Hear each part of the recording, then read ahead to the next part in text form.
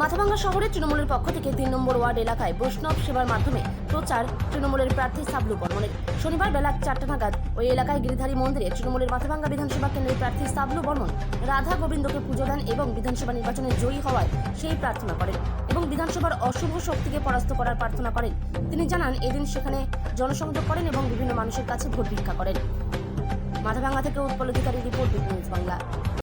আজকে বৈষ্ণব ভোজন হয়েছে, এর আগে আমরা ব্রাহ্মণ ভোজন করিয়েছি, ইফতারেও আমরা সংখ্যালঘু মানুষের পাশে গিয়েছি। আমাদের নিরন্তর এই প্রবাহ চলছে, আমরা কাজ করছি, মানুষের পাশে থাকতে চাইছি।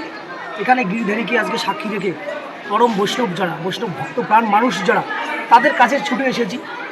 একদিকে ভগবান যেমন আছে, অন্যদিকে আমরা নরদেবতা গণদেবতাকেও দেবতা বলে মানি। আমি রবীন্দ্রনাথের ভাষায় বলি, নমি আমি নর দেবতা। এই দেবতাদের প্রতিও আমাদের শ্রদ্ধা জ্ঞাপন করছি, প্রণাম জানাচ্ছি, আশীর্বাদ প্রার্থনা করছি যাতে আসন্ন বিধানসভা নির্বাচনে অশুভ শক্তির পরাজয় হয়, শুভ শক্তির জয় হয়।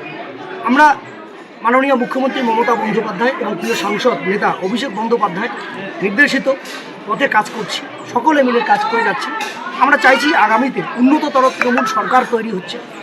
আপনারা আশীর্বাদ করবেন সকলে মিলে। বিনীতভাবে সর্বস্তরের মানুষের কাছে করজোড়ে প্রার্থনা করছি যাতে আমরা মাথাভাঙ্গা বিধানসভাটা অশুভ শক্তির হাত থেকে ছিনিয়ে নিয়ে মাননীয় মুখ্যমন্ত্রীকে উপহার দিতে হবে।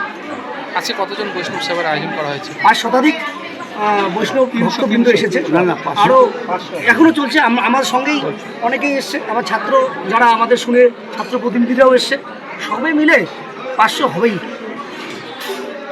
দাদা, অন্য একটা প্রশ্ন করছি।